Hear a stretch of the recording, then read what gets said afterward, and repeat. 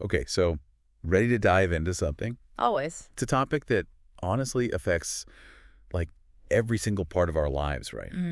I wonder. Our emotions. Yeah, that makes sense. So for this deep dive, we're looking at this YouTube video. It's called How to Master Your Emotions, Emotional Intelligence, and it's by Tam Kaur. Interesting. YouTube, huh? Yeah. Yeah. You know, you might not think of YouTube as like the place to go for deep wisdom, Right, right. but this video, it's actually packed with super practical advice. And she uses this really fun character approach. Okay. So she shows us like what low EQ looks like versus high EQ, which I think helps make these kind of abstract ideas way more concrete. I like that. I like that. So what's her take on emotional intelligence then? Yeah, so she defines it as basically understanding and managing your own emotions, Okay. Standard. but also recognizing and influencing the emotions of the people around you. So it's not just about you. It's about like the whole ecosystem of feelings. Exactly. I like it. And what I thought was really cool, she's not saying we have to be positive all the time, like toxic positivity. Right. She's actually saying that, hey, it's okay to have, negative emotions. Which is, let's face it, probably the more realistic starting point. Totally. Emotional intelligence is not about just erasing feelings or pretending they're not there. No, definitely not. Bottling things up just makes them like way more intense in the long run, right? Oh, sure. Emotional intelligence is more about, I think, accepting our feelings, all of them. Yeah. And then like figuring out how to work with them in a way that's actually, helpful, productive. Okay, so how do we actually do that? Well, she emphasizes learning to respond, not just react. And that's a big one.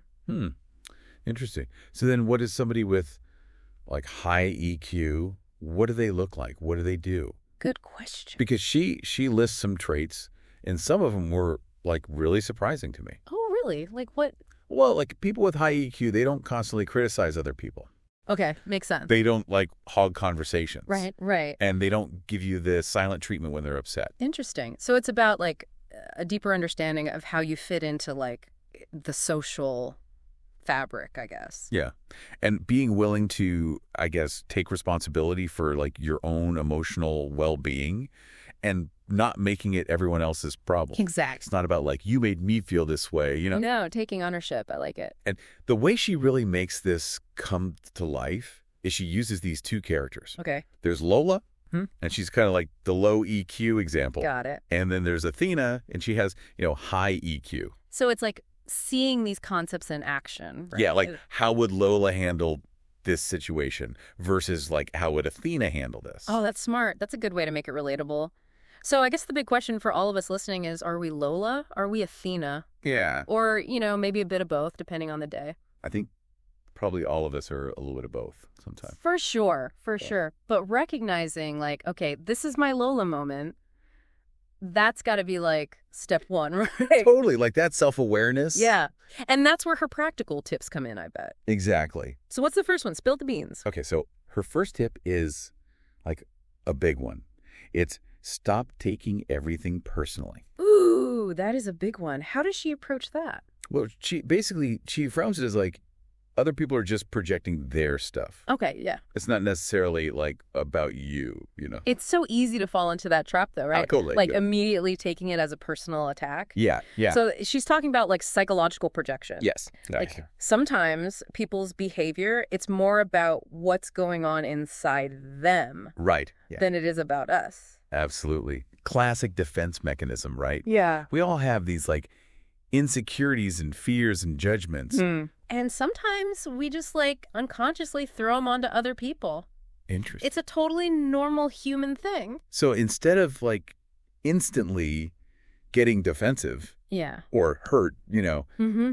we can try to like understand, well, what might be driving this other person's behavior. Exactly. Because honestly, once you realize that, it can be incredibly freeing. Free. Like it helps you detach from the emotional intensity of the whole thing. Okay. Like take a step back Yeah. and then you can respond with more, clarity and compassion. And she doesn't stop there. Ah. She actually challenges us to question that whole narrative of like, this ruined my day. Oh, I love that. Yeah, that's so common. Right. Kaur's point is we choose how we respond to things. Oh, she's bringing in that element of choice. Yeah. And that we have like way more power than we think. To decide whether something actually, like, gets to us or not. Exactly. So it's not the event itself, it's how we're interpreting it. It's that classic shift from feeling like a victim to feeling empowered, Yeah. right? Yeah. Because we can't always control what happens to us, obviously. Right. But we can absolutely choose how we interpret it and how we respond. Love that. But that sounds like a lot easier said than done, though. Oh, absolutely. It's a practice. It's not like you just flip a switch and suddenly... You're enlightened. Exactly. Yeah. That's why she emphasizes having those, like, self-soothing tools. Okay. The things that help you regulate when those big feelings hit. Journaling, talking it out, even just, like, naming and validating your own emotion. Oh, that's so important. Right. Like, instead of beating yourself up for feeling whatever you're feeling, Yeah. just acknowledge it. Be like, okay, I'm feeling this. Right. It's okay. Okay, so she talks about that. She does. She even shares this really powerful anecdote about, like, her own struggles with her grandparents. They were super overprotective. Oh, wow. And so how did she deal with that? Well, instead of getting stuck in that resentment, Yeah. she made this conscious effort to reframe their behavior. Yeah. And I think this is huge. She recognized that their overprotectiveness, it was actually coming from love. Oh, wow. Even if, it was totally frustrating for her sometimes. Right, so she's giving them the benefit of the doubt. Exactly. And Yep. that's something we can all, like, work on, right? For sure. It doesn't mean we have to, like, condone bad behavior. Right. But it means trying to understand the why behind it. Maybe their actions are coming from fear or insecurity or even just a different way of expressing care. We don't know. Yeah, that's a good point. And that reminds me, she also talks about humor. Oh, interesting. What about it? She's like really against humor that mocks people or belittles them. Okay. Yeah, I can see why. Her point is you never know what someone else is going through. True. And what might seem like a harmless joke to you could be like deeply hurtful to them. It all comes back to empathy, right? Recognizing that, like, everyone's fighting their own battles. Mm-hmm. And a little kindness can go a long way. Yeah, it's like we forget that everybody's got stuff going on, Yeah, . for sure. So we were talking about like mastering our emotions with other people. Right. But what about like inside? Ah, yeah. Managing our own like inner world. Managing those feelings. Yeah. So career, she gets into like two big things here. Yes. Self-soothing and then self-awareness. Okay. I like those. They seem kind of connected, though, don't they? Yeah. Like, self-soothing is maybe how you handle things in the moment. Right. But self-awareness is more about, like, the root of those emotions. Yeah, And how what you do impacts others, too. exactly. Two sides of the same coin. Mm. So self-soothing, where does she go with that? Well, she gives some, I guess, familiar strategies, right? Like journaling, Okay, yeah. talking it out, Mm-hmm. and then self-validation, Self-validation, that's the important one. which is basically like accepting the feelings instead of just beating yourself up for having them. Yes. So much of the struggle is like we judge ourselves for feeling things, right? Totally. Instead of just being like, okay, this is happening. What do I do with this? Right. And what I like is that she's not saying like, this is the only way to do it. Like journaling works for some people. Right. Maybe talking it out works better for you. Yeah. It's about finding what helps you regulate, what actually calms things down for you. It's like your like personal toolkit, Exactly. The more tools you have, the better prepared you are for whatever life throws at you. Love that. So don't be afraid to experiment, journal, chat with a friend, whatever. The key is find what gives you that sense of like calm in the middle of the storm. Makes sense. And then she shifts gears a little to talk about self-awareness. Okay. So not just soothing in the moment, but bigger picture stuff. Yeah. And she says this is about like being aware of how our actions affect other people. Right. Taking responsibility. Yeah, taking responsibility. And that makes me think of like self-confidence too, right? Oh, interesting. How so? Well, like if you're confident in yourself, Yeah. you're not afraid to admit when you've messed up. Sure. You don't have to like blame other people. You're secure enough in who you are. Exactly. And it reminded me of this thing she talks about, she calls it the victim-villain dynamic. Oh, yeah. Like when we lack self-confidence, maybe we're more likely to get stuck in that, Oh, totally. Always blaming someone else. Always feeling like, woe's me. Right. So how do we break out of that cycle? That's the million-dollar question, right? Yeah. I think it starts with taking ownership, focusing on the things we can control. Okay. instead of judging other people and pointing fingers all the time. So look inward. Look inward. What are my motivations? What are my patterns? Interesting. And it's not that we're denying that people can hurt us or that sometimes bad stuff just happens, but it's recognizing that no matter what, we do have a choice in how we respond. Okay, yeah, I like that. Yeah. And speaking of choices, she gives us some very specific ones, right? Oh, yeah, those mindset shifts. I love those. Yeah, like 7 of them. 7 little nuggets of wisdom, yeah. You want to hear them? Yeah, I love practical stuff like that. All right, so number 1, who are you when you don't get your way? Ooh, that's a good one. Right. It forces you to really look at those default reactions. When you're stressed, are you patient? Are you understanding? Right. Or do you become demanding and irritable? It's like holding a mirror up and maybe not always liking what we see. Exactly. But once we see it, then we can make different choices, right? Yeah. Okay, next one. Stop romanticizing sadness. Oh, I am so guilty of that. Right. Sad music, sad movies. Yeah. We get comfy in that sadness, By the way. but it keeps us stuck. So she says, it's about discipline. Ooh, discipline. We have the power to choose, even when it feels easier to just wallow. It's a practice. Yeah, a practice, not a, perfect destination. I like that. Okay, are you sensing a theme here? I think so. Taking responsibility, making choices, not letting our emotions run the show. You got it. Emotional intelligence is about empowerment, and that leads to the next shift. Question it until you can answer it. Meaning, don't just feel angry, but figure out why you're angry. Precisely. Get to the root. Okay, what else? All right, this one's my favorite.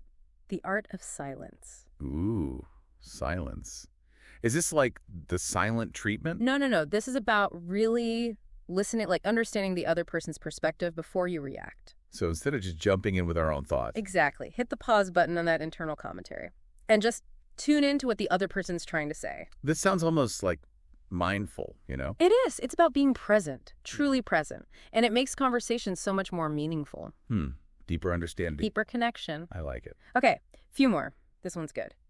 Write down everything you're grateful for. Oh, like a gratitude journal. Exactly. Shifts your focus to the good stuff. Makes a big difference, I bet. Huge difference. And then lastly, she talks about emotional immaturity versus maturity. Okay, what does that mean? It's about moving away from that victim mentality and recognizing that, hey, we have agency. We can choose to respond in ways that actually align with our values. Wow. So emotional intelligence, it's not just about being nice all the time. No, not at all. It's about self-awareness and empathy and really being able to regulate those emotions in a healthy way. Sounds like a lot of work. It's a lifelong journey for sure.